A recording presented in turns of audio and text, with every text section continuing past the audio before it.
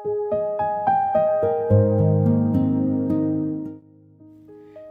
একটা সকাল আর তার সঙ্গে নতুন আর একটা ব্লগে আপনাদের সকলকে স্বাগত জানাই। আমি অনিন্দিতা, লিভিং মাই আমেরিকান ড্রিমে নতুন একটা ব্লগে আপনাদের সবাইকে আরও একবার ওয়েলকাম।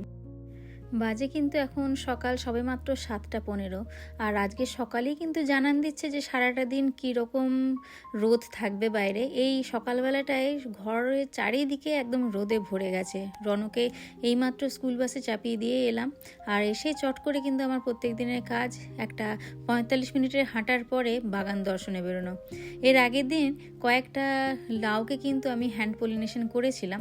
আজকে আরও একটা দেখছি এই সকালবেলার দিকে লাউয়ের ফুলটা খুলেছে, তাই ভাবছি যে এখন আরেকটাকে আমি পলিনেটেড করব। আসলে কি বলুন তো, যেহেতু এখন মোটামুটি সিজন চলে এসছে, মোটামুটি তো মে মাসের অর্ধেক প্রায় হয়ে গেল, আর গরমটা পড়ছে ঠিকই, দুপুরের দিকে বেশ ভালোই গরম পড়ছে, তাই এই সময় কিন্তু প্রচুর ফুল দিচ্ছে। আর লাউ গাছের নিয়মই হচ্ছে যে প্রথমে শুরু হয় পুরুষ ফুল দিয়ে, তারপরে কিন্তু আস্তে আস্তে স্ত্রী ফুল আসে। আর এই সময় যদি ঠিকঠাক পলিনেশন না হয়, স্ত্রী ফুলগুলো কিন্তু আস্তে আস্তে ব্রাউনই হয়ে যায়। তো সেই কারণে এর আগেও একদিন বিকেলবেলায় এসে করে গেছিলাম পলিনেশন।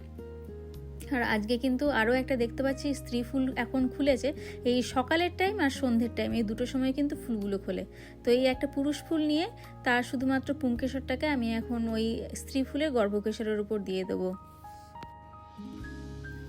সাধারণত যাদের গাছে দেখবেন যে স্ত্রী ফুল আসার পরেও সেটা কিন্তু আস্তে আস্তে ঝরে যাচ্ছে বা একটু ব্রাউন হয়ে যাচ্ছে, তারা কিন্তু এরকম হ্যান্ড পলিনেশন করে দেখবেন। খুব সহজ পদ্ধতিতে হয়, তবে এটাতে কিন্তু অনেক ক্ষেত্রে মানে 90% ক্ষেত্রে কিন্তু পলিনেশন সাকসেসফুলি হয়।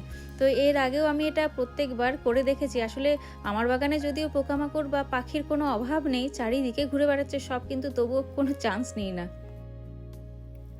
না, এবার একটু রান্না বান্নার পালা। আর শুক্রবার দেখতে দেখতে কিন্তু আবার চলে এলো। শুক্রবার মানেই কিন্তু একটু স্পেশাল কিছু বন্দোবস্ত করা।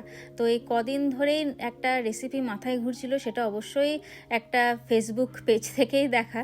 তো সেই কারণে এখন আম দিয়ে বানাতে বসেছি চিকেন। এটা কিন্তু প্রথমবারের জন্যই ট্রাই করছি। আম, একটা গোটা রসুন আর তার সঙ্গে দুটো কাঁচা লঙ্কাকে আমি একটু পুড়িয়ে নিলাম।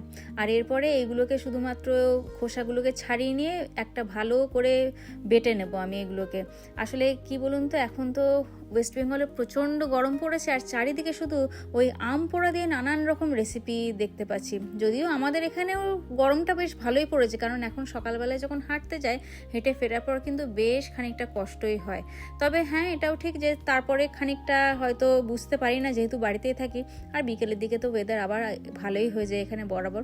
তো যাই হোক, এই তিনটে এখন পুড়িয়ে নিলাম, আর এবারে এগুলোকেই ছাড়িয়ে একটু পেস্ট পতন করে নেব। আর এরপরে কিন্তু এর সঙ্গে একটু আম, মানে যেটা কাসুন্দি বলি, সেটাও অ্যাড করতে হতো, কিন্তু আমার কাছে বাড়িতে কাসুন্দি এখন নেই, সেই কারণে আমি কিন্তু একটু আলাদা করে সর্ষে বেটে রেখেছি। আর এর সঙ্গে এক টুকরো আদাও কিন্তু বেটে নিতে হবে। এবার চিকেন আমার কাছে লেগ পিস আর তার সঙ্গে খানিকটা থাইয়েরও ছিল, সেই বাটা মশলাটাই কিন্তু এবার এতে দিয়ে দিচ্ছি। এতে কিন্তু তাহলে রয়েছে আম, তার সঙ্গে রসুন, কাঁচা লঙ্কা আর আদা বাটা। আর হ্যাঁ, আলাদা করে কিন্তু আমি এতে এখনই সর্ষে বাটাটাও দিয়ে দিলাম। এবারে এর সাথে পরিমাণ মতন কিন্তু নুনও এখন অ্যাড করে দিলাম। আর যেহেতু টক আম নেওয়া হয়েছে, তাই ওই টক ভাবটাকে ব্যালেন্স করার জন্যই কিন্তু খানিকটা মধুও কিন্তু এর সঙ্গে আমি অ্যাড করে নেব।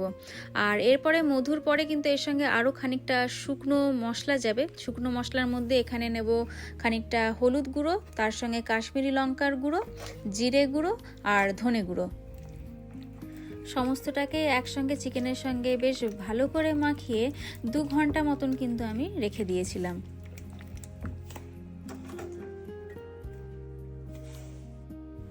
পুরো রান্নাটা সর্ষের তেলেই করব। তো সর্ষের তেলে আমি গোটা 1.5 খানা মতন পেঁয়াজ একদম কুচি কুচি করে কেটে নিয়েছি। এই পেঁয়াজগুলো ভালো করে যতক্ষণ না ভাজা হচ্ছে, তারপরে কিন্তু একমাত্র যে চিকেনটা ম্যারিনেট করে রেখেছিলাম সেটাকেই দিয়ে দেবো ডাইরেক্ট। এই চিকেনটাকে কিন্তু এবার মোটামুটি হালকা আঁচে রান্না করে যেতে হবে যতক্ষণ না চিকেনটা সেদ্ধ হচ্ছে। আজকে আমার সাথে এরকম করছো তো? 3 দিন পরে সে গোটা হোটেলটাই আমি কিনে নেবো। সবার আগে তোমার চাকরি। তুমি জানা সিকিউরিটি নিকালো। যাই নতুন করে অপমান করার কি আছে? আমার অভ্যেস আগে আমি নিজেই চলে শুক্রবার দিন যে সেটা বুঝতে পারছেন, তুহিন এখন অফিসের কাজ ছেড়ে দেখতে বসেছে একটা সিনেমা। আর নিজে তো দেখছে আমাকেও সে কিন্তু দেখিয়ে ছাড়বে, একদম রান্নাঘরে ল্যাপটপ নিয়ে চলে এসছে। তো যাই হোক, আমার চিকেনটা অলমোস্ট সেদ্ধ হয়ে গেছে। এবার জলে গরম করে জলটাকে আমি তার মধ্যে কিছু গোটা গরম মশলা দিয়ে খানিকটা ফুটিয়ে নিয়েছিলাম। আর এবার চিকেনের মধ্যে কিন্তু শুধুমাত্র ওই জলটাই কিন্তু অ্যাড করেছি। ব্যাস, এবারে আরও 5 মিনিট একটু ফুটলেই কিন্তু রেডি আমাদের ম্যাঙ্গো বা আম পোড়া চিকেন। চলুন এবার আপনাদেরকে একটু কতগুলো গাছ দেখায়। গাছ বলবো না, এগুলো কিন্তু সবই আমার মাদার্স ডে গিফট। বলেছিলাম না যে মাদার্স ডেতে সেই গার্ডেন সেন্টারে গেছিলাম, সেখানে মন খুলে শপিং করেছি। তো ওই দুটো বাইরের গোলাপ গাছ, তার সঙ্গে এখানে বেশ কিছু সুন্দর গাছ, এগুলো প্ল্যান আছে একটা কিছু বানাবো। তার সঙ্গে এখানে একটা ফ্লাওয়ারের গাছ, এটাও। আর এটা হচ্ছে একটা ওই আমরা বলি কাঁঠালি চাপা, ওই গাছ, মানে বেশ সুন্দর ফুলটা, প্লিউমেরিয়া এর ইংলিশ নেমটা। তো এটা একটা হলুদ রঙের প্লিউমেরিয়া নেওয়া হয়েছে। এছাড়াও বেশ কয়েকটা অন্য গাছও নিয়েছি, সেগুলো পরবর্তীতে অবশ্যই আপনাদের দেখাবো। এর মধ্যে দেখুন বাচ্চারাও চলে এলো, ওদের স্কুল থেকে আসার সময় তো হয়ে এসেছিল।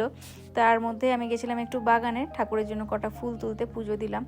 আর দেখতে দেখতে কিন্তু আর হাতে গোনা মাত্র কয়েকটা দিন, হয়তো আর 7টা দিন, তারপরে কিন্তু ওদের স্কুল ছুটি পড়ে যাবে। তো সেই কারণে রিনি এখন বলছে যে এই মনে হলো যেন সেদিনকে স্কুল শুরু হলো, আর এর মধ্যে একটা বছর দেখতে দেখতে চোখের নিমেষেই কেটে গেল। অসাম চিকেনটা মানে এটাকে সেই আবার এই দিয়েছি ওই আমচুর না কাছাকাছি গেছিস। তুই জানো এটার মধ্যে কি আছে, স্পেশাল ইনগ্রেডিয়েন্টটা কি? আমচুর আমচুর কি? Mango powder. Kind of close. You can take another, like very very close. You can take another guess. তুই স্কুল থেকে নিয়েছিস ওটা? না না তাই না, আম পোড়া। আম পোড়া? হ্যাঁ তাই তো আম খেতে লাগিয়ে? হ্যাঁ, আম পোড়া চিকেন একটা রেসিপি দেখে বানালাম। ওই যেরকম আমরা আম পোড়া দিয়ে শরবত খেতাম না, ওইটাই আম পোড়া দিয়ে চিকেন। প্রথমবার ছিল আম পোড়া চিকেন? হ্যাঁ, প্রথমবার আমি তো বানালামই প্রথম। টেস্ট ভালো হয়েছে।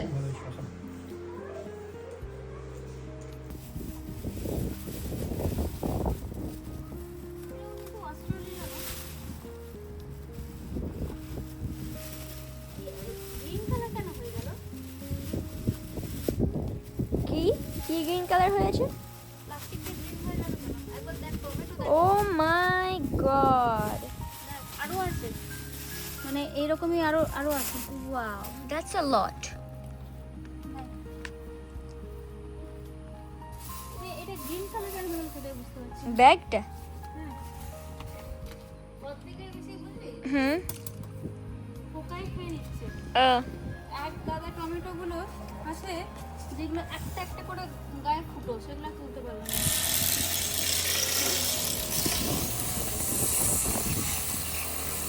মিক্স আছে, শিম আছে, বিনস আছে, নিচে ঢেঁড়সও আছে।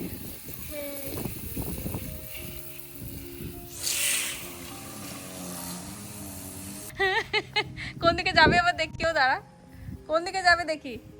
ওই দেখ কোন দিকে যাবে। এই ধরা পড়েছে, এই ধরা পড়েছে। এই এই এই তোকে দেখাচ্ছি মজা, দাঁড়া।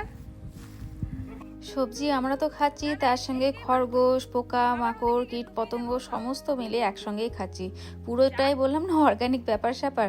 তো এই ছোট্ট একটা খরগোশ জানেন, এ যখন বাচ্চা ছিল তখন আমাদের বাগানে ঢুকেছিল, আর তারপর থেকে এ প্রায় এখানেই থাকে। যতই ওকে আমরা বার করি না কেন, আবার যে কোন দিক থেকে ঢুকছে আমরা কেউ বুঝতেই পারছি না। মাঝে মাঝে তো এর পেছনে ছুটতে ছুটতে আমার আর তুহিনের বেশ ভালো রকমের একটা এক্সারসাইজ হয়ে যায় জানেন তো। তো এখন দুজনকে দুদিক থেকে তাড়া করতে হবে, তারপরে যদি বেরোয় সেটা। আজকের মতন তাহলে ব্লগটাকে এখানেই শেষ করলাম। আপনাদের সঙ্গে আবার দেখা হচ্ছে, ততক্ষণের জন্য সবাই খুব ভালো থাকবেন আর সুস্থ থাকবেন, আর হ্যাপি উইকেন্ড সবাইকে।